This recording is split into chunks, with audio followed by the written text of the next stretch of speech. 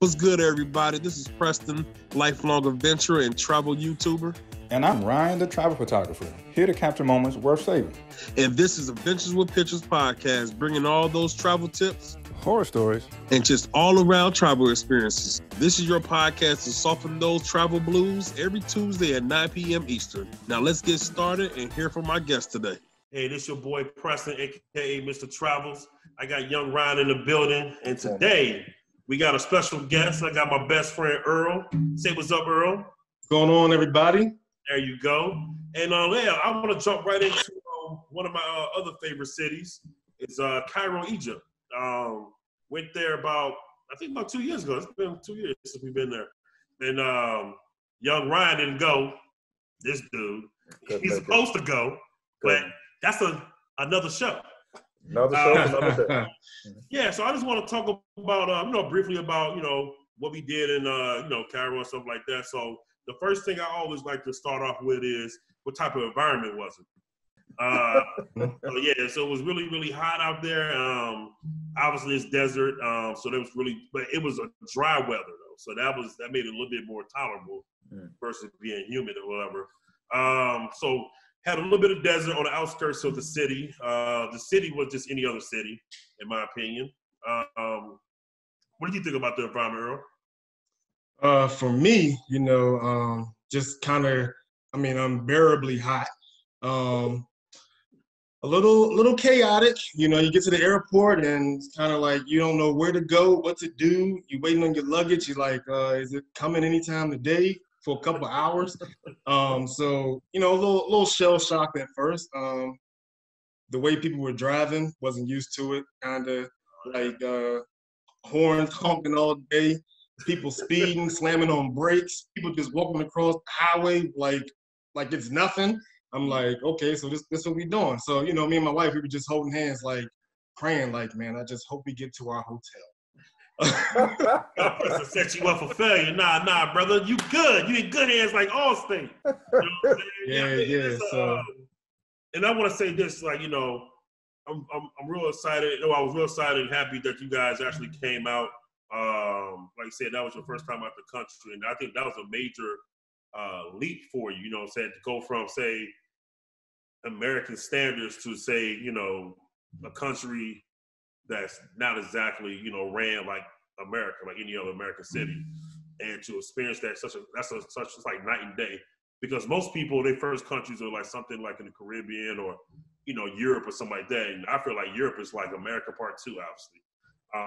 It's clean. I won't say clean, but, it's like an American city. So the next thing I want to talk about is, some of the barriers and challenges. So I know you just touched on a little bit about like the traffic, and it was just, you might see 3 lines on the road, but you might got 6 lanes now because they don't care. And you got mopeds and stuff like that, just doing whatever they want to do, what I'm saying, in between cars. And it's just, I remember me and my wife, we landed and we were in the back of a taxi. And I'm a motorcycle rider, you see I got the Harley on. And literally, I've never seen this before. It was literally like 4 people on a moped. I was like, wow, that's impressive. I was like, like you had the rider and like a son, then like the wife, and then like a baby on the back. I was like, man, any pebble, a gust of wind, anything come their way, any type of adversity, it is a wrap. At least 2 people died, what I'm saying? Because you already going 50, 60 miles per hour, and that's just, I don't think they even had helmets on. He nice with the handles. He got handles. He got handles like Steph. Hey, I don't care. Hey, anybody that rides a motorcycle know you either bend down or you going down. So that's just, crazy. Let alone yourself, but you put your kids through that. So yeah, that's just crazy. But yeah, so back to like say about Cairo, like I would say like this. My pet peeve for that is water. Like you can never have too much hydration going on. So water was real big. I have in the desert, obviously. Some type of headgear. I know we bought some little hair wrap, sunscreen lotion. Even though I'm dark skinned, Yo, I ain't lying, man. Growing up, I ain't never think, a black person can get sunburned. But yeah, I got that. I had that happen to me a little while ago, and that was amazing. I was like, wow, didn't even know that. So yeah, sunscreen is a must. I feel like good walking shoes because you're walking everywhere. I mean, you might catch a cab somewhere, you might do whatever. But once you get to where you're going, you're definitely going to walk, city block, or you might have to walk around the pyramid. My wife and I, we went inside the pyramid. I'll talk about that a little later. And also the last thing is you want to have loose fitting or lightweight clothes. You got anything to add to that, Earl? Man, you pretty much hit them all, sir. Oh, okay. No, but I mean, for me and my wife, just first time travelers, we weren't used to, when we got to the hotel, we asked the attendant like, "Hey, you got any washcloths?" Because we didn't see any in the room.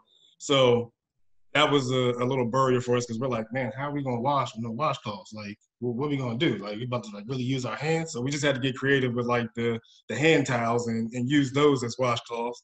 Yeah. Another thing is just when you're not used to the type of environment that you're around, like the kids, running up, the constant like begging and kind of, just seeing how other people are living, and you're just like, man, you like really start taking things like, so really start looking at the situation and start thinking like, dang, I got it pretty good. Like, so, just those things, just kind of being immersed into the culture was just like, kind of like, man, like, is this really where I'm about to spend the next 2 weeks of my life? So, but overall, it was a great experience, though. I mean, I'm glad I went. I'm glad I was able to see, certain things like that. But just the challenges was just trying to adjust. And, an American in a third world country kind of trying to figure it out like every day. Mm-hmm. Yeah. I have a question. So, especially since it was like, y'all as couples, did you guys have any experience with like the nightlife out there at all, or any flirted with the nightlife? I mean, it doesn't have to be a club. It could just be like at a time at night. I don't know. Sir, nah, I'm messing with you. Nah, that didn't even cross my mind. I mean, for me, I have to speak on myself and my wife. Nightlife was not like I didn't come to Cairo with the mindset of, oh, this is gonna be dope to go out and party. Nah, bro. Like just what's that nightlife like? yeah. It's like for me, certain places in my mind are just not nightlife friendly, or some stuff I just don't want to experience. As far as like, I don't want anything, especially if I'm with my wife. If I'm with my wife, I can only do so much, only so much protection. But if I'm with like 5 or 6 dudes, I'll be like, all right, well, we can probably handle ourselves to a certain level. But I got my wife, I got to make sure, first and foremost, she's protected. So I didn't really feel like there was a place that we should be out at midnight and walking around and stuff like that. Not to say it might not have been safe, but just it didn't cross my mind. So okay. Yeah, and for me, nah, I didn't think about it at all. Wasn't even worried about it. I was like, yo, that hotel rooftop pyramid view, that was all the nightlife I needed. Yeah, like so the hotel that we stayed, it was near the pyramids. Like when I say near, like I mean it's kind of hard to give it like a landmark, but it wasn't far. You could see the pyramids plain as day. Half a mile. Yeah, like you can see the Sphinx, and every night they do a light show. So there's a little tidbit. So you could pay, I think it was $20, $25, something like that. Okay. And you could actually go and sit for the night show, the little light show, whatever. So since we were so close to the hotel, we literally got to sit on top of the rooftop, smoke a hookah or eat your food or whatever, and literally just watch the whole light show for free. So, when you leave your hotels, and we heard it very clear also. Oh, yeah. We heard every single word. So we watched the night show every single night because, when we came back from, sightseeing or touring or whatever all day, one, you had to wait till the sun go down because just don't go out there on the roof thinking, I'm going to go out there like high noon. Nah, bro, you ain't going to thinking stuff is sweet. Yeah, so when we came back, we showered, chilled out, and then once the sun started going down, that's when we, made our way up to the rooftop to get our spot. And like I said, we just enjoyed the scenery every night, and that was our scenery every night. So I can't complain, even though you hear the same the same little story. Cause they have a story with the light show also. Okay. Every night. It didn't bother me one bit because I was just enjoying the scenery and my friends. So that's what it's about. That's actually. And that to me, that was our going out. That was like our lounge because they had like a little bar area. I mean, they didn't serve any liquor or anything, but it still had a bar and lounge feel. So, like I said, it was dry every day. It didn't. I don't really think it rained while we was out there. So no, it didn't rain. Yeah. So yeah. So like I said, it was cool. So so yeah, that was the whole nightlife thing for us. Okay. And we did hear a story about nightlife. I don't know if Earl remember. We ran into that guy from Jersey. I can't remember his name, but he said he went out. I think with him and his friends or whatever. He said they met some local, and that local took him to a club or whatever. And he said he walked in there, and next thing you know, he got vibes of like they probably shouldn't be there. And then he said they had to actually pay to leave. Oh gosh. Wow. And I was like, wow. And that's what I mean by like, before I even got there, I told her, I said, yo, I'm not going out anywhere. I'm not going to any clubs, any bars, whatever. That's, like I said, for me, that just wasn't my mentality. I kind of can tell, like, yeah, I want to go out. But certain countries, nah, man, it just don't even seem safe or not worth it at all. Risky. I don't want to roll the dice. So. Yeah, I hear you. So yeah, so that's with the whole, nightlife. But so moving forward, so some of the things that you could do in Cairo, it's plenty to do. One of the major things, obviously, when they come is to see the pyramids of Giza.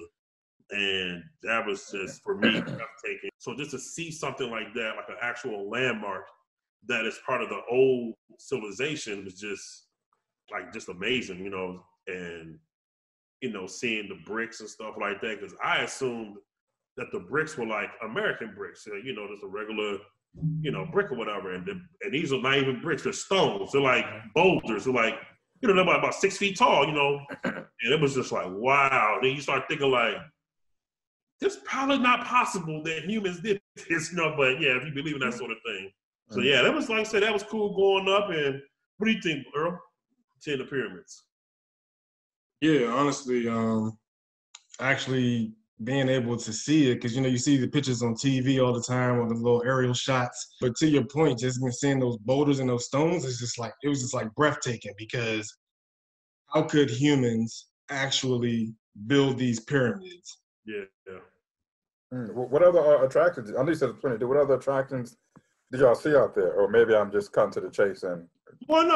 So even just at the pyramids, you can do more than just, see them. You can actually go inside the pyramids. And so me and my wife, you got to pay extra. That's not part of the tour. Okay.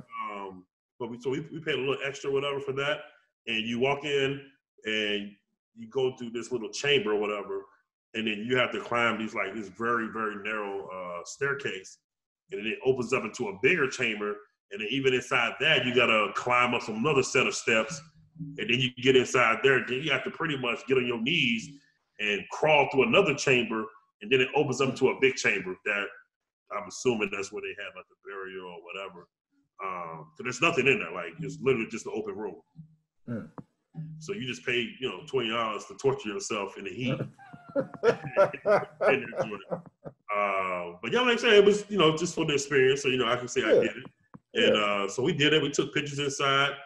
Obviously, like Earl said earlier, everything you do is money. You know what I'm saying? Like, if you ask somebody to take a picture for you, yeah, well, give me, $5. I'm like, hey, you want money for everything. You know what I'm saying? So the guy, I think we gave him a couple of dollars, like Egyptian money. We gave him Egyptian dollars. And Egyptian pounds, as I say. And we gave him that. He took a couple pictures for us on the inside, and that was cool. And they pretty much just the same way you come in, the same way you go out, which definitely not a two-way street. Definitely should have had another path to get out. And that was a very big challenge. Like I said, me being a bigger guy, whatever. So so when we came out, it was just like, just to have air. I was like, wow. And like I said, from there, they have another little spot where you can actually drive to, which we did. It's like a little landing where you can take your panoramic shots and you can see the city of Cairo behind the pyramids. So, nice. You got the city part in the back, and you see all the pyramids, and that was like, pretty breathtaking. Like I said, and there's something but desert out there. People got camels and stuff like that, and ATV rides. Yeah, they got the ATV rides. We didn't do the ATV rides, and I didn't do the camel rides either. I rode a camel when I was in the military, but I rode a camel before, and I wasn't gonna pay for it again. I would have if my wife wanted to, but she didn't want to. It wasn't a pleasant experience, the camel? No. I mean, it was cool. It was free when I did it. But my wife didn't want to, and I ain't gonna force her. I ain't about to get up there by myself, so it is what it is. So we just took a gang of pictures up there, and different, just different scenes or whatever. And we just, like I said, that's all we did up there. Just take pictures. That's wild, man. Because sometimes you could take stuff for granted. Like if you're on vacation within, the States or whatnot, like there's like somebody like, oh, you want me to take that picture of you and your wife? Fine. But they hear that, somebody's like, hey, yeah, I'll take that picture for you, but you slide me some money. Even something that small just sounds like a huge, culture difference. You know what I'm saying? You go to like Disney World and there's like plenty of people who will take a photo for you if you needed it, no cost, so. Now when you go to like legit third world countries, like if they look at your luggage, that's $3. You know what I'm saying? They're like, well, I saw your luggage, $3. If they move it 2 feet, hey man, give me $5. And I get it, you know what I'm saying? So I know they're not living like Americans, obviously they ain't Shangri-La and, city made of gold, and they're really out there hustling. They're really trying to make a living. Yeah. And that's why, and to be honest with you, if you go to third world countries, man, it is a humbling, or it should be humbling experience that everybody is not living like you're living. Like, we sit there and be like, I'm gonna go buy this $1,000 TV and I'm gonna have 5 of those in my house, whatever the case may be. So if you go over there, they might have TV, they might have electricity, you know what I'm saying? So you just kind of take it for granted. But obviously I've been around a lot of situations, a lot of different countries that you'd be like, I can't live like this. But it is what it is. If you don't have choices, where you live, and the only thing I can say is for people just to, do better, try to do better, But like I said, you can only do but so much with what you have, So, but yeah, I don't want to get all depressing on that level. But yeah, but yeah, you definitely got to be careful too, because you could just be walking, and I mean they got me. Some guy just said, "Hey, picture," and I'm like, "Oh, okay." I'm thinking he want to take a picture with me, so I go over there. We take the picture, and then after the picture, he got his hand out. I'm like, "Why your hand out?" So I mean, you really got to be careful what you're doing out there, because you will get caught up. Oh man, yeah. So a funny joint is, I think it was the second night. It was the night because I got there a day before Earl got there, and a couple days before you got there. But anyway, when you got there that same night, I was like, "Yo, let's go to the corner store. It's up the street, and we just need to, make our way to the joint." So I told him the first night I got out there, I'm military, a couple of deployments, it is what it is. Shit, I was so damn scared. I mean, the military, dude, think about it. Your toughness only goes so far. I don't care if you're Mike Tyson. If 5 or 6 dudes get on you, it might be a wrap.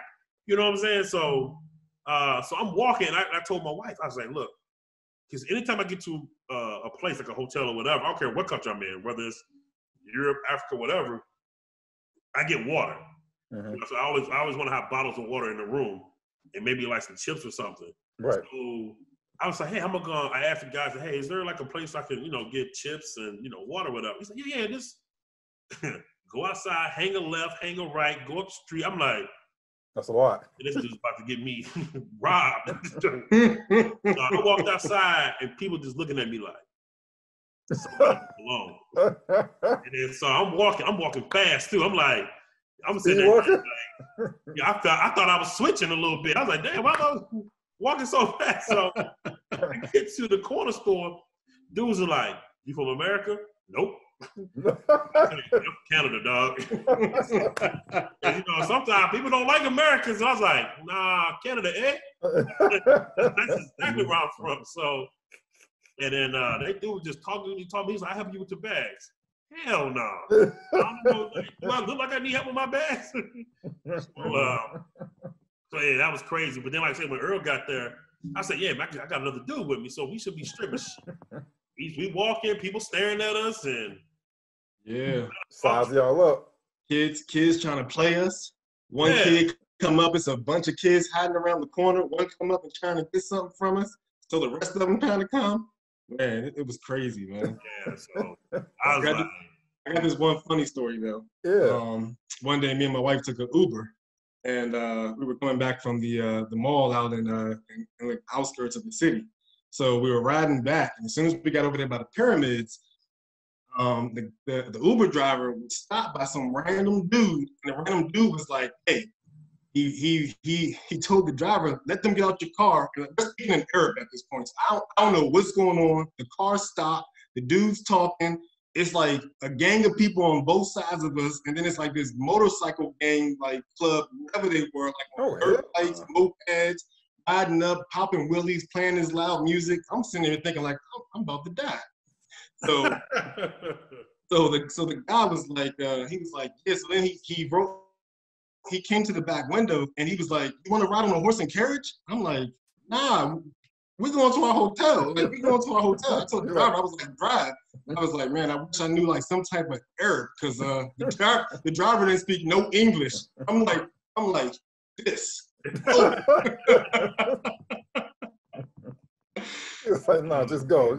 That was crazy, man. Like I said, that was the first time out the country, so like I'm kind of like I'm worried on all levels at this point. Like, what's going on? Head on the swivel all day long. I feel you. Yeah, I said, like, I wasn't there with you on that. I think me and my wife went to go do something else, but yeah, that's crazy. That's what I say, man. I never did a Uber outside the country, so you got that on me, Earl. So I would have done it. Whatever we needed, we just ain't gonna have it. You know what I'm saying? But yeah, like now I know like Ubers are cool, whatever. Just at the time, I just never done an Uber. Right. So yeah, like I said, so Pyramids of Giza, everybody knows that. And then what other we did? We did the original museum of Egyptian antiquity. So that joint is huge and old, no AC. They just got a bunch of fans and windows open, no AC. Yeah. But before I go into it, but they are building a new museum that they're saying, I don't know when it's gonna be open. I think like this year, next year, or whatever. That they was talking about, they're gonna move all the pieces from the old museum to the the new one. So I'm sure that's gonna be dope, because we rode past it in the cab, and I mean it looked like it's gonna be a huge facility, state of the art and all that. So I think that'd be cool. And it might already be open, because like I said, we went 2 years ago, so it could be already open. Right. So I need to check on that. But yeah, so but anyway, but the original one was built apparently late 1800s, probably something like that. And so the lady was like a tour guide, and she was like, there's over 120,000 different items in the museum. She was like, because I think we had like a 4-hour tour or a 5-hour tour, something like that. Yeah. So I was like, are we going to see the whole museum? She was like, no, there's no way you can see 120,000 items. And I'm thinking, once again, American, I just paid you, $20. You just showed me everything. You know what I'm saying? Like, I didn't get the concept of, I'm like, I don't get the concept of, I paid you for a service and you're not gonna provide, But it's all good. So she was just like, no, see, I'm gonna show you the highlights, the important stuff. And I was like, all right, that's cool, whatever. And then so we was walking fast too, like. She's trying to get you through there. Yeah, we was getting through it. So it was huge. It was huge. It was huge. And it was hot. So she was just like, you don't want to be here for 5-6 hours, whatever. Which was true. It was extremely hot in there. So she was like, when people go to the museum, the number one thing they want to see is King Tut. And all the King Tut's items that were in his chambers and stuff like that. Right. So, I think we started off on the top floor. I don't know how many floors. It was 2 or 3 floors, whatever it was. So we started in that wing of the museum, and we just seen his shoes and chairs and chariots and all that stuff. That's dope. So and that's all. And the cool part about it was all that stuff was intact because he was one of the pharaohs that didn't get his stuff robbed. So that was pretty cool. So we get to see everything how it was really laid out, thousands of years ago. And so we did all that. And you could take pictures all through the museum, but you would not take a picture of the King Tut's mask. Which made me mad. Yeah. Did they say why you can't do the mask? Something about the flash, right? Yeah, it's like, it depends on the situation. So I've been to a lot of museums, and sometimes you can take pictures, sometimes you can't.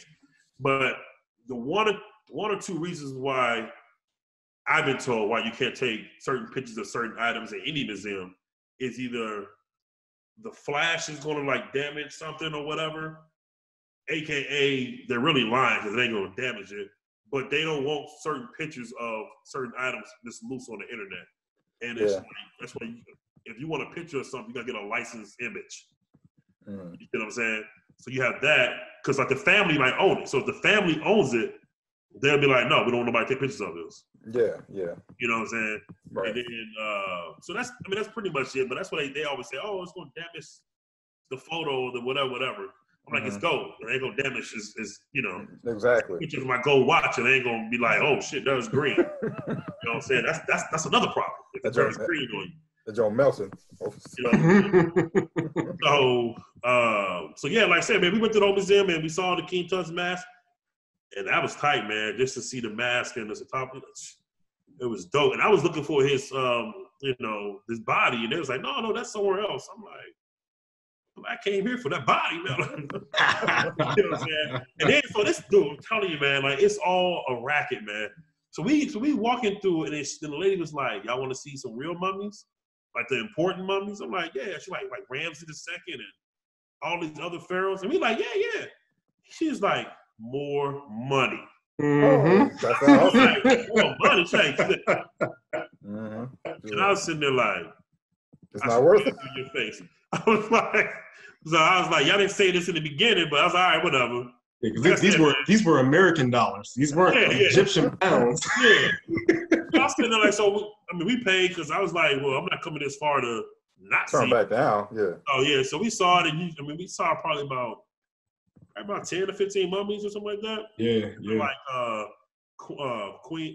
queens and pharaohs, and I think some of them had like their priests, and I think maybe a couple of kings or whatever, or children. And I thought it was cool. I don't think it was that expensive. Maybe $15, maybe. It's not bad. I mean, the most interesting part about that was just to see. I mean, those people were short, man. I'm talking about like 5 feet, 5'2", like. Yeah. And then also, I mean, it was crazy because they still had like strings of like hair, and like you could see kind of like, I mean, the mummification process like pretty much kept their bodies, like you could actually see what this individual looked like. Yeah. Thousands of years ago. So, I mean, just from like just being like kind of like a little history buffer, like seeing something like that is like, man, it's kind of amazing. Like, and that was thousands of years ago. Yeah, that's what I'm trying to say, man. Like, damn. Egyptians or Africans in general, man, we have a lot of culture and a lot of, intelligence, and that, obviously Africa's been harvested by others, and what I'm saying, like, people get the credit for certain things, but I'm telling you, man, like, it was just crazy, just the whole process and just what they was able to accomplish. So yeah, I get that in a second. So yeah, so like I said, we did the whole museum, we walked around, we see a bunch of different things there. But one of the other things that we was able to do that I don't think we actually paid for that tour, but it was like little extras type stuff. We went to a place where they actually did like papyrus or something, but it's like the paper, like the first paper in the world. Supposedly created in Cairo. So the dude actually showed us how they kind of layer it, put water in it, let it dry in the sun, where they can actually write on it. So I actually have some of that. I think I bought a little bit of that. And that was just dope, man. Like the whole process of how you actually make paper, you know what I'm saying? Just to see that whole process, I think that was pretty tight. And that's what I'm trying to say, man. Like the paper that we use today, you know, obviously we use trees and stuff, but it's like the idea came from like that. That's dope. You're like the originator of it. Yeah, so that was pretty tight, you know what I'm saying? That is. I like that. So, and that was like a little tour or whatever. And then we had like other little small tours where, because I was really big, I don't know what the proper name of it is, but I call it the man dress. And I was real big. I said, I gotta get me the dress, the man dress. It's like, you want man dress? Yeah, I really do. So yeah, we did that. We got, you know, I got me a man dress and I'm wearing it so when we get out here. So yeah, so that was pretty cool. So those are the little sidebar things that we did. Oh yeah, we went to this. We went to a place that they did the charms, like the necklaces and stuff like that. Did y'all get something from there? I did. Well, me and the wife did. We got our cartouches. So we got cartouches made from like gold and silver. That was kind of expensive. I want to say that was like a couple $100 that we spent, like total. Well, it's well worth the memory, though. Yeah, they had like, you know, you can get whatever. So we got the hieroglyphics in our name. So on one side is, you know, our name in English. The other side is the hieroglyphics. So we got that made. And then one of the drinks, and Earl might remember, his memory might be better than mine. What was that red drink that they served? It was like, it wasn't hibiscus, was it? It was sort of like a hibiscus. Yeah. It was like a tea. I don't remember the name of it. Yeah, but I was like, this ain't it. I was like, but yeah, they was like, oh man, you gotta do this. You know what I'm saying? I'm like, you sure? I'm like, man, that just was it. I was like, man, y'all tripping. What did it taste like, the hibiscus? Bland. Gross to me. I mean, it was cold. It was just bland. I was just like, yo, just give me the water. You know what I'm saying? I'm good on it. So yeah. And all of us out there for water. Yeah, like, man, I'm quenching my thirst with that. But yeah, that was like I said, that's some of the side trips and stuff like that. And then one of the things that we did, like I think maybe a night or two before we actually left. Okay. We did the Nile River cruise. No, that sounds romantic. Oh, actually. yeah. Well, it was a Nile River dinner cruise. I don't want to say just a cruise, but we didn't just float down the river. Mm-hmm. That was like maybe a 3-4 hour dinner, and it had, like I said, it's docked, and you know we got there and we did the whole like get on the boat or whatever, and then like you know they seat you or whatever. We had our own little seating areas. I was real happy about that. Mm-hmm. I didn't want to sit with a bunch of people anyway. So we had a little 4-person, you know, set up. Yeah. And I think it was all you can eat salads and all that stuff. And, and then they had like entertainment. The entertainment was some type of, it was like a couple of dudes that had the like dress-like material. They just kept twirling with lights and stuff. That was pretty dope though. And it was, you know, playing traditional Egyptian music. And then they had the traditional belly dancer that she did her little belly dancer thing. And then I think at the very end, they all came together. Like, what do you think about that, Earl? How do you feel about the cruise and stuff? No, cruise was a nice touch to end the trip. Like just going down the Nile River, just seeing all of the middle of the city. And I mean, when you go to Egypt, I mean, how many people can say they actually been on the Nile River? You know, so yes, something like that. It was just a nice touch to finish it off. The food was good, the entertainment was good. It was actually a nice evening. Yeah, and that's why I was like, I've never seen a belly dancer thing before. It was pretty dope. And then that traditional, I wish I'd known the name of the first set of guys that came out, but I'm just not sure. They weren't like a band, like playing music. They were just like dancing. Well, it was a band. It was a band for both of them. Oh, they played for both of them, but you know they had instruments that I wasn't familiar with, and then just a type of Middle Eastern Arabic type of feel to it. like I said, the guys were doing they were doing their thing. They kept twirling. I don't know what they one dude twirled for about 30 minutes. I'm like, he ain't dead. About to throw up on his cruise. Yeah, so then he had a hat that had lights on it. He walked around, and anybody that wanted to wear it, put it on. You know me. You tried it? Did I try it? Yes, sir. I want every dog. When I paid my $30 for this dinner, $100, I think it was $100 for that dinner. I want everything coming to me. So you should. We got that. Earl and I, we took a picture with the belly dancer. Mm-hmm. So I wanted everything. I was like, dude, I pay for this. I want the whole experience. So hey, is this where y'all tried when y'all tried the pigeon? Nah, the pigeon, that was like oh no, that was another. Oh, okay. That was on a different tour. So how they do it is most of the tours include lunch. Mm-hmm.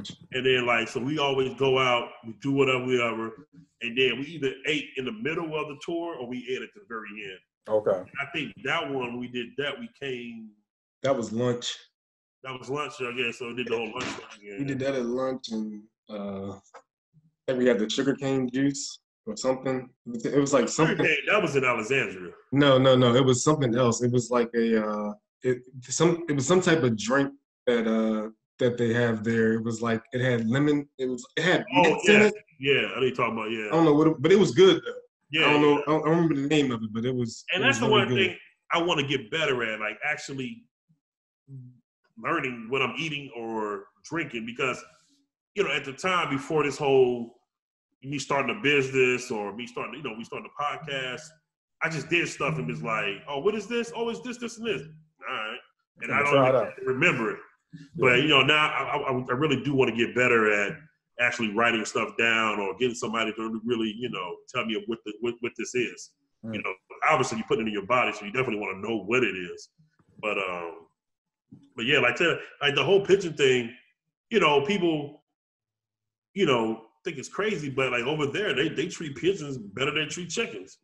Like they was like, if a family or anybody can offer you chicken, that means they got a little bit of money, just a little bit, you know what I'm saying? Because chickens are hard to come by. And, when they get a chance to eat pigeon, they gonna eat it. Mm. And so they got pigeon farms, and they clip their wings to make sure they don't fly off and all that type of stuff. And they feed them good and all that, and then they serve them up. So I know when you travel, one of the attractive things is to try to be adventurous, to try some different foods. Did any one of y'all or your wives, jump out there and try some different type of cuisine out there in Cairo? Bro, I mean, pigeon, and that's about the. I don't want monkey brains, and I don't really. I mean, it's just not my thing, because my stomach get upset very easily. So, you don't want to be doing these 4 to 6 hour tours. You got them bubblies. You know what I'm saying? Getting that, because you ain't nothing worse than getting that air pocket. You get that air pocket in your bag. You're like, oh. Like time out. I need to. And sometimes we went to certain spots. The bathrooms were a little iffy. Like, I need a full timeout, coach. I need a full timeout, not the half, not the 30-second joints, not the 15. Give me I need a full timeout. So yeah, so okay. So yeah, like I said, I mean, to each his own. You know what I'm saying? Like I said, like I said, man, I'm a beef, chicken, pork type of dude, man. And even then, only certain cuts of certain, animal. You're not gonna give me the, cow neck. I don't want that. You know what I'm saying? Like, yeah. See, I can't talk neither. I'm the same way. Like, I don't know if it's a real thing, but my wife says your Ryan must have like food anxiety, because it's something new that I'm not familiar with. I'm like, I start asking questions. I start breathing funny. I'm like, hey, what is this? Yeah, food anxiety. Yeah, I'll be like, I don't know what this is, man. I don't know how you gonna travel then, because I mean, it's a McDonald's everywhere. So I'm a food, pork and chicken guy myself. So I mean, beef, pork, and chicken. I mean, so I'm cool. Just give me something I'm familiar with. Like I told you on one episode, I went to Cozumel, try all American foods. Give me the French toast. Give me some. I don't know why you did that. Like French toast. I mean, do you though? Yeah, I'm not getting. You never see me in your 20 years of knowing me. You see me eat a burrito or like a taco or something like that. You know what I'm saying? So went to Mexico, bro. Like that's home of. So you don't eat that in America? No, I don't eat no tacos in America. I don't eat them. Yeah. I Because just he went wasn't for, going to eat in Mexico either. yeah, what made But you I think thought you at imitate? least eat a taco. Like you don't eat Taco Bell at all. No, I had a taco real quick. I had a taco one time, and it was at like this when I was at Fort Eustis. We had like some type of what do you call it? When you where everybody brings a thing like a potluck. We had like a Hispanic food potluck thing, and like there was everything else looked unattractive to me except the make your own taco thing. So like I made my own taco with just beef and the taco, no tomatoes, no nothing. And then I snuck off to my desk to eat it just in case I didn't like it. And I threw it away. So You sound like a big ass kid. Yeah. Don't make me eat this. I was like, yo, I was hungry, man. And they was having this potluck. I'm gonna try this potluck. I was like, ain't nothing here I'm gonna want. I'm gonna try this beef with this hard shell taco. And my boss saw me. He's like, "Why you sneak off?" I was like, "I was trying some food." He said, "Why you sneak off?" You could have been like, "Well, I was acting like a child. Yeah, I exactly. didn't want nobody to see me." I'm 10. Yeah, see, I'm the opposite, man. Like I'm gonna at least want to try something. I ain't gonna say everything that's out there, but I'm at least like I want to find out like wherever I go, like, hey, what's y'all like main cuisine? Like, I want to at least try that. Like, yeah, what are you known for? And that's dope, man. Like yeah. I'm trying to mentally, I might put it this way. I'm in between y'all. Mm-hmm. Like I might, dabble. But see, the thing is, man, it's like, and this is gonna be for another episode, man. But when I was in Portugal, in what city was Porto, and it was at this restaurant. I was like, hey, man, I don't want no burger. I don't want no steak. I just want something different. So I was like, dude, what's y'all meal? Like, what's y'all meal in this city to say, hey, I'm here. What can I eat? So the dude was like, oh, man, we got this rice, with white rice. We chop up peppers. And he's like really going into it. He's like peppers and onions and seasoning. I was like, damn. I was like, oh, man. I'm on the side. He's like, we layer it with a little bit of beans and shit. I was like, yo, that's gonna be bomb, man. What else? He's like, so this is where he lost me. He's like, so did we get the finest? He said, bull testicles. Stop. I was like, you ruined the whole meal for me, bro. I need another full coach. I was like, yo, just give me a burger, dog. Well done. I was like, I'm not eating no bull testicles, bro. Like, that's just. Yeah, the bull balls. Yeah, like, and my homeboy, he had it and he killed it. He said it was good. So I was like, I ain't messing with it. But yeah, that's what that was. But yeah, man, it was, yeah. So back to Cairo. So Cairo is a great place to really start your adventures from. And I don't want to talk about the other cities too much, but I just want to say, like, so we use Cairo as our hub, right? So since it's been our hub, it was about a 2-hour drive to Alexandria. Me and my wife, we went to Sharm el-Sheikh, and that's on the Red Sea. That's probably about an hour and a half flight. And the flights are real cheap. They're real reasonable. Then we also went to Luxor, and that was about an hour flight down the Nile, whatever. Mm-hmm. So we really got to see a whole lot. Like I said, Cairo was really a great place to really, say you want to do your little trips. And we even went to a couple other cities, Memphis and Saqqara. And they was all pretty much maybe 30 minutes from Cairo or something like that. Okay. Those are real quick trips or whatever. And they have a lot to see in both little cities. So like I said, for Cairo, man, like I would definitely go back to Cairo. I would definitely go back and do a little bit more. We didn't do a whole lot in the city because our hotel was near the pyramids. A lot of people don't know that, Giza itself, the city of Giza, is on the outskirts of Cairo. So okay. When you go into Cairo, that's when you see your Hiltons and, all that Marriott's and all that type of stuff. Because back in the day, they actually diverted the river. So the Nile was a lot closer to the pyramids. But they rerouted it. Now it pretty much, you don't even see the Nile. You can't even see the Nile from the pyramids anymore. Like if you want to see the Nile, you have to actually go into the city. Right. So But yeah, other than that, like I said, then they got a little the infrastructure itself. They got a bunch of like middle class society, like just in pockets though. Like the whole city itself looks very third world, but then you be driving and then you'll see like, man, it's like World War Z, man. Like you'll see like a fenced in area and it's like looking like Shangri-La. Like it's lush grass, so palm nice. trees, sky-rise apartments. But on the outside of the gated community, it looked like Or war. a bomb went off or something. It's just like, Damn. to me, it's like, damn, that's not fair. But I guess it's the have-nots, and they got a lot of malls. But yeah, I'm saying that's what Cairo. Anything else you want to add, Earl, about Cairo? No, I mean, like you said, an amazing city. If I ever go back, I'm undecided at this point. But if I do, I would stay in the city, just to see, what else there is to do in the city, and kind of like just mingle with like the people in the city. Mm-hmm. Now, like you said, beautiful city,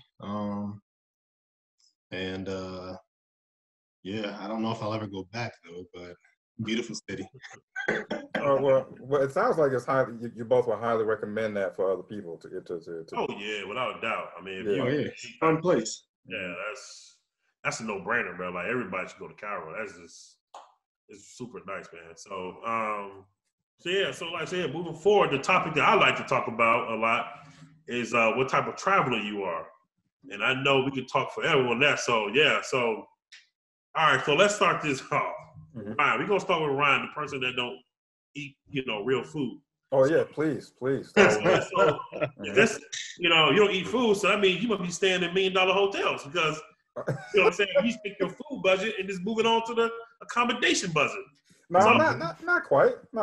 I mean, but to answer your question, man, like I mean, even just hearing y'all stories, I mean, I definitely would have partake, because I'm with friends and we all tight and stuff. So I definitely would have, joined in with the festivities and the tours and stuff like that. But like if it's just me and the wife, or if for some reason I'm on like if I'm on solo and I go on like a business trip or something like that, it's like I'm not the type that's going to stay in my room all day. Don't get me wrong, but it's like if I'm on vacation, I don't like to feel rushed. Period. I don't want to meet no deadlines, nothing, because that's what the 9-to-5 full-time job is for. Or that's what if I do a job for a client, that's where deadlines are. When I go on vacation, I don't want somebody to be like, hey, Ryan, hey, that tour start at 8 a.m., all right? Now, I'm like, I'm on vacation, I'm going to miss the tour. So, so in short, to answer your question, the type of travel I am, at least when it comes to just soaking in a city I've never been in before, I just like to just travel at my own pace to see stuff. You know what I'm saying? Like, yeah, I once again, I'm not like, somebody who's going to stay in a hotel all day, but I just want to see stuff at my own pace. Like, we'll get into it on another episode, but when I went to Vegas for like my family reunion and stuff like that, it was a great time. Like, I went to the Grand Canyon. I took a day trip to LA. I explored up and down the Vegas Strip all throughout that whole time there. But it was at my own pace. Don't hit me with no, hey Ryan, hey, this is the time you got to be here. If you're not there, you just missed out on your money, or you're not going. I'm like, well, I'm gonna need a refund because I'm not gonna make that time. That's just the type of person I am. And also with the type of travel, I'm not adventurous with food. I'm not. I don't care where I'm at.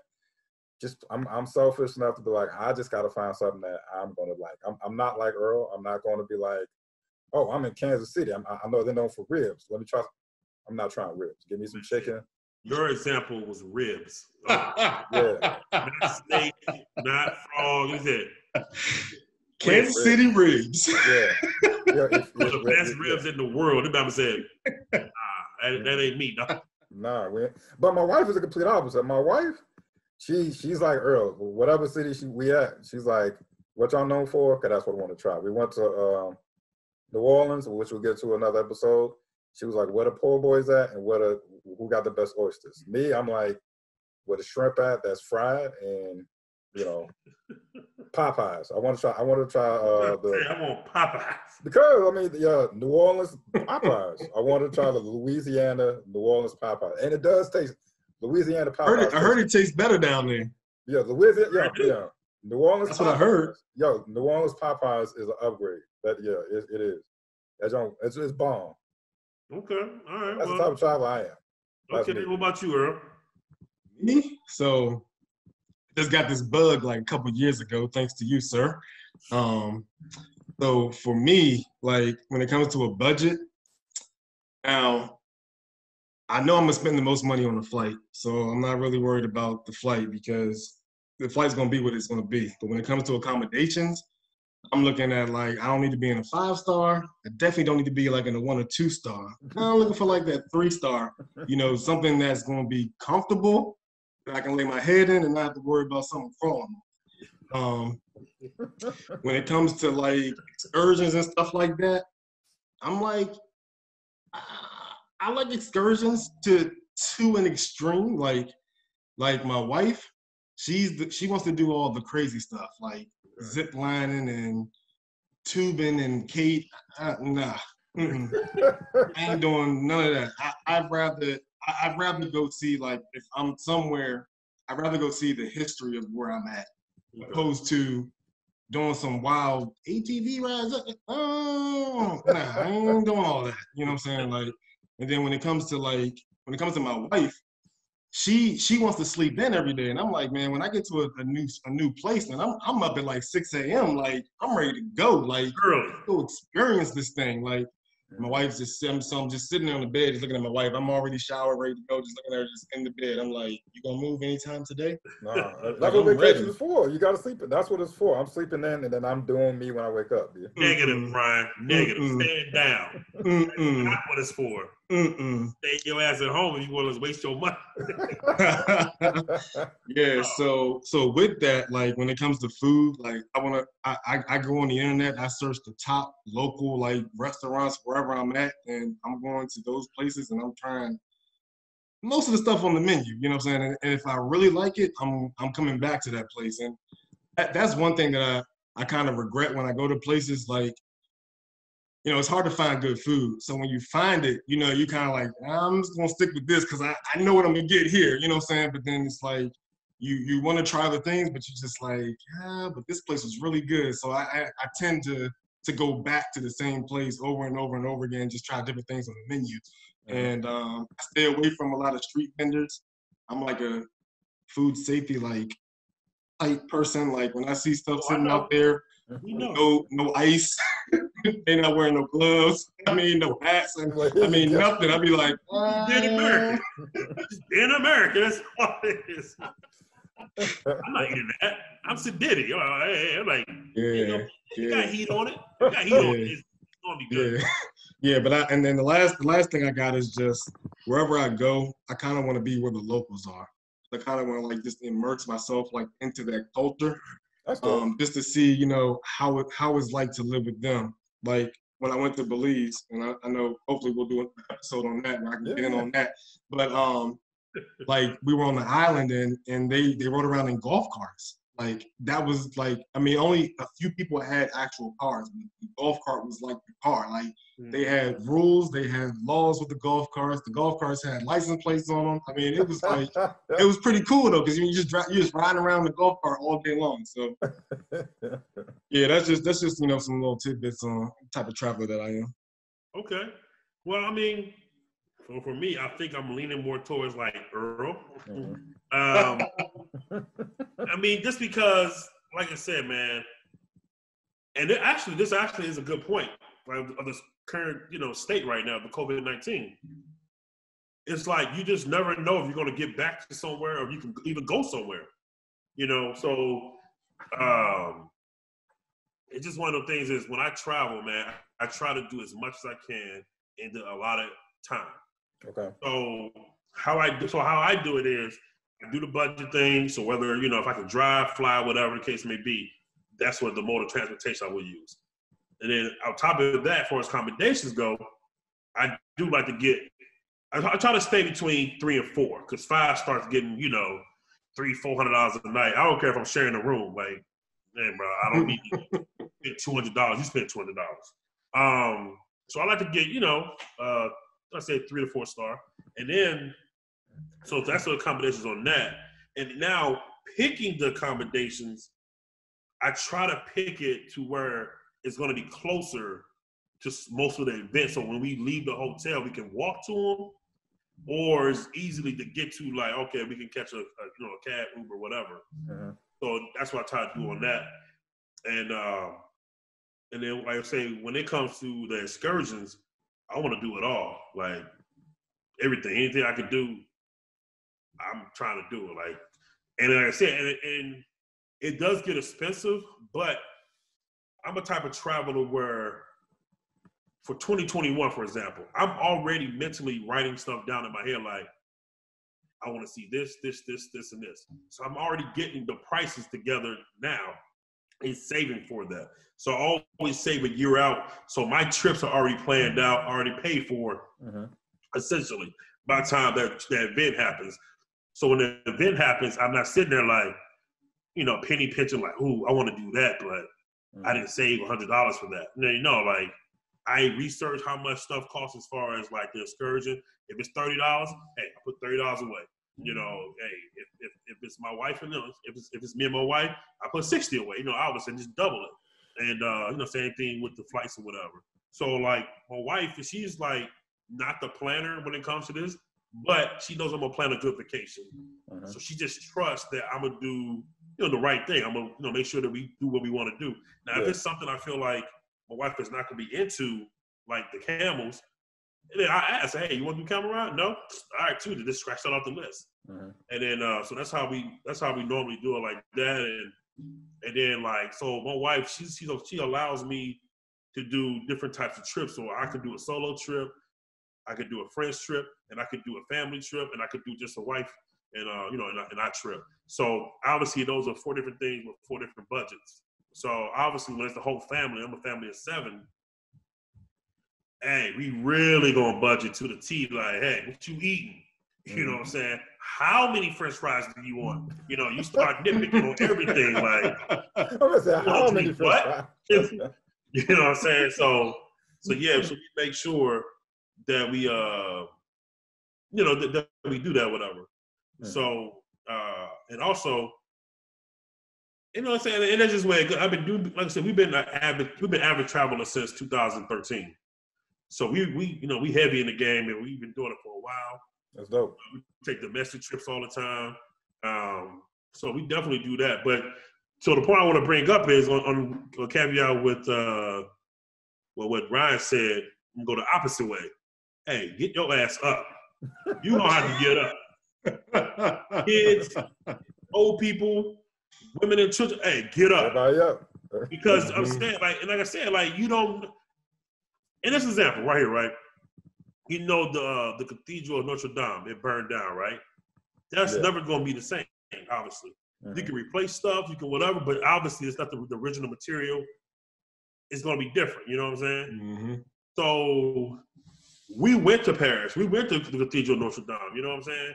So it's like, what if I didn't get up in time? We only spent like 2 days there, 3 days, I think like 3 days, whatever. So if we're sitting there lagging behind and we don't really get up until noon, depending on the time of the year, depends on how much sunlight you have. And obviously the best pictures come out, during the day. Yeah, we got I don't want to light. take a gang of pictures at 7 o'clock, dusk. I don't want to take pictures at dusk. I mean, sometimes the pictures come out nice, and I would take some dusk pictures, night pictures, but the majority of your pictures are going to be during the day because you got to go like whatever. Yeah, and not so big, right.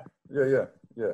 So, yeah, like I do, like, and Ryan, I never been on a real vacation with you, whatever, but hey, if you ever come out with me, it's cool. If you want to kick it in the room, and long as we have an understanding, like, hey, bro, don't touch me. Hey, check this out. I ain't going. Cool. That is on you. If you want to miss the experience, but I'm gonna tell you what Preston gonna do. You know what I'm saying? Mr. Travels is getting his ass up, eating, brushing his teeth, all the hygiene, and I'm out the door about 8, 9 o'clock. Okay. You know what I'm saying? It's because I right. want to enjoy my vacation. For me, that's enjoying a vacation. Now, if I do a vacation where, you know, like your Cozumel or your Cabos and stuff like that, where I'm not going anywhere and we just gonna be at the resort. That's different. Yeah, we can wake up at noon. I don't care. You know, we can sleep in, stay up all night, and get massages and drink Mai Tais and sex on the beaches.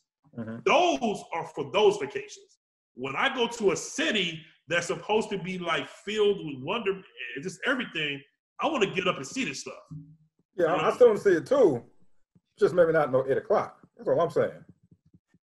Yeah, I guess you can buy yourself. You might as well go by yourself, because while Earl and I looking at it at 9, you gonna be like, hey guys, let's go. Nah, I already saw it. You know what I'm saying? I got a 2 o'clock appointment. Y'all want to go back at 2? Nah, be like, you on your own, brother. You know what I'm saying? So, I mean, I like to, like I said, I personally don't understand people that do want to sleep in to that point. Like, even if you say I want to sleep in at 9, oh, that's cool, because you think about it. For us, you know, we're up at 5, 3, you know, I won't say 3, but, you know, 5, 6 o'clock in the morning to go to work. Exactly. You know what I'm saying? Like, I got to be at work. I got to be clocked in at 7. It takes me an hour to get to work. So that's driving time 6 to 7. And then, you know, you just keep back with plan. I got to be up at 5:15. So if I was to sleep in to say 7, hey, I slept in at 7. I'm good. Yeah. You know what I'm saying? Yep. So that is sleeping in. But if you're talking about sleeping in to 11, it's like, okay, you're going to wake up at 11, then you're going to drag around, then you're going to, like, eat, and then that was 1:30. I'm ready to get it popping. 1:30. Let's get it popping. Nah, man, because you haven't been places that close at 5 o'clock. Because, like, we went to the museum in Cairo. I think they closed at, like, 5 o'clock, 4 o'clock. Yeah, they closed at like 4 or 5. Oh, yeah, I'll be blown. That's what I mean. You got to plan accordingly to certain things. But, yeah, that's type of – I'm definitely into the budget thing, you know what I'm saying, because I'm not rich. Now, granted, when you got friends and I don't have to pay for one person myself, that's when the budget kind of, you know, opens up a little bit, because I'm not paying 7 dinners, 7, you know, breakfast, 7 lunch. I'm not getting accommodations for, you know, all 7 of my, you know, of my family. Right. But I just say, hey, I just need a bed. Oh, we can go stay somewhere that's a little bit more pricier, but it's still not breaking the pockets, because we're not in the room. Like I said, I don't need a loft. I don't need a skyrise loft in downtown Vegas overlooking whatever and paying $500 a night. Nah. Stuff like that sounds dope if I'm having a bachelor party, or if I'm, you know, my wedding anniversary, we ain't leaving the hotel. Then I'll pay some crazy money, because this is, you know, all the money going to the room. Yeah. When we going out and about, we doing everything under the sun. Hey, bro, I just need a decent room with a good view, and I'm good, bro. So, you know, as I say, it's pros and cons to all of it, whatever. But yeah, like I don't fly first class ever. You know what I'm saying? Like, but those prices just don't go down. I don't care if you get a year out. We still gonna be like, we need $6,000. Yeah, you're like that. But that's one way, sir. Right. So I also like. Another good thing is that people can get into an argument is food. Because I got some friends that's a little on the, hey, we got to eat at restaurants every night. And I'm like, well, I like McDonald's, you know what I'm saying? And I ain't going to say I'm going to eat McDonald's every night or every day, but I'm going to take a break from the big $30 for every meal. You know what I'm saying? So, I'm like that. Like I told you, I went to Popeyes, it was just fine. So I definitely do the same thing with that. Yeah, so, you know, I got a couple of friends that, I ain't gonna say they bougie, but they damn sure gonna be like, let's go find a nice restaurant and sit down and drink some wine. I'll be like, I like a Sprite, a number 4, medium, and we're good. You know what I'm saying? I'm $7 out, you know, in whatever, and I'm straight, you know, scarf it down, we keep it moving. But like I said, I try to accommodate everybody. When I go somewhere, I don't let nobody ruin my plans. Of course, but I will listen to somebody else and say, "Hey, let's talk about things." And say, "Hey, man, what you trying to do?" But those conversations need to be had before we even get on ground. So you don't want to get on ground, and next thing you know, Ryan is like, "I'm sleeping in to 10," and I'm like, "What you doing?" "Oh no, I'm good." He's like, "What you doing? What you doing?" Yeah, Yeah, like I said, but hey, now that I know, because I didn't know you was like that. I didn't know you was to the level of you get up when you want to get up. Yeah, that's how I get down. That's Well, something. we know what next year gonna look like when Ryan comes. Yeah, Ryan ain't coming. Yeah. Oh no, he'll be in the room by himself. Yeah, which means stay your ass in America. You know what I'm saying? 'Cause I'm like this. Earl and I experienced something that was super dope. I mean, yeah, we had to get up early because I think the driver was there like almost every day, like 8 o'clock in the morning. So we had to be downstairs, 5, ready to 10 leave. Already, yeah. and we out until early afternoon or evening, whatever. But to me, that's the adventure, man. You squeeze in so much and you see so much because, like I said, I'm not rich, so I can't go to Egypt every other month to see stuff that I can already, I could have seen on one trip. Mm-hmm. So I try to see as much as I can in any given city because most of the time I'm only gonna go for 4 or 5 days, and those 4 or 5 days might include travel, there and back. Right. Sleeping, eating. So you gotta plan all that stuff. You know what I'm saying? So, like I said, I think your tune might change when you go to a real country or city where it has a lot to do, a lot to offer. Yeah, you might be right. I'm not sure about Cozumel. I don't know how the setup is. Mm-hmm. But if you had a resort and you didn't leave the resort, mm-hmm. there's no purpose of getting up at 7. Right. But like I said, I had intention of leaving the resort, but for good reason. That was highly suggested you don't. So I was like, that's fine with me. But if you mess with me or Earl, we're gonna try to go somewhere super dope where it got a lot to offer, a lot to see, where you can't wait to noon to do it. Because traffic or whatever, it might be an event, it might be. You might close early. So you definitely want to just get up and just start your day. I feel you. You know what I'm saying? But like I said, man, I mean, we're going to try to convert you. You know what I'm saying? I got Earl out there now. Earl thinks about traveling all the time. All day. You know what I'm saying? So I just got to, corrupt you, Ryan, and, get you to travel some places. And I'm open. From my point of view. Okay. And maybe you be like, damn, okay. I'm telling you, man, it's gonna be matter of fact, let me ask you a question. Yeah. Where's a place that you want to go in the world? Hong Kong. All right, so Hong Kong. I don't know anything about Hong Kong. I've never been. But I know one thing, that's a long flight, and you're not gonna want to just sit in that room, and you're gonna want to be there for at least, I'm gonna assume 5 to 7 days, because that flight gotta be 20 hours. All bit of 17 to 20 hours. Hell yeah. So why sit in the room? You're right. I probably want to see something. Yeah. You want to see something. Yeah. So I never really did the full research on Hong Kong as far as what is there to do. But I'm sure if I get into the weeds of things, it's got to be enough things to do every single day, whether it's temples, mountains, hiking, or whatever. So, like I said, you just have to look into that type of stuff, and if I'm part of your adventures, man, which I hope I am, you see it from that point of view. I like that. I like that, man. Don't worry, Ryan. You'll have some downtime to take a nap. To be continued, then. I like that. That's all I need. They say he's drowsy. He's a little sleepy. Yeah, I'm saying that's it. But that's why you get up early. You get up early, do what you got to do. You back in the hotel about 7. You sleep till about 9. Now you up. That sounds like more of my schedule. I could do that. Yeah, but if you talking about I'm gonna sleep in the noon and then we gonna go out for 3 hours, we back in the room by 5. You'll miss everything. What did you see in those couple of hours? It might take you. That's what I'm trying to say. It might take you an hour to drive to somewhere because, dog, you don't understand. Traffic is crazy in some countries where it might take you. It's like DMV traffic. It might take you 2 hours to get to, a trip that only took you 20 minutes. Right. Yeah. So that's why you get up as early as possible. And like I said, tours be like, hey man, we got 8 o'clock. That's what we got. You went out. Well, I only do 11. Well, I guess you ain't going. You know what I'm saying? Yeah. But the best tours start early because they're usually 7-8 hour tours. That's a good point. Yeah, those are the ones that that I like to do. But yeah, so like I said, man, that's I guess what type of travelers we are.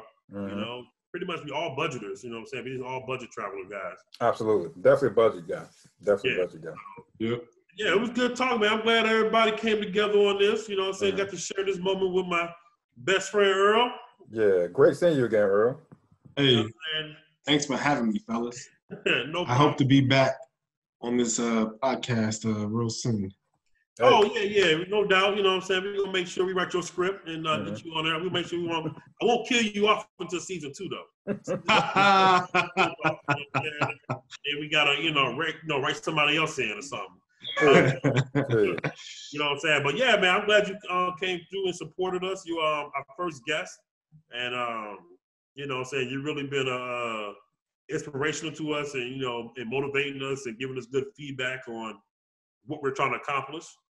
And like I said, for me, I said, just thank you for that. And most importantly, been a great friend. Great friend. Yeah, great friend. You know what I'm saying? He's supporting all our endeavors and stuff.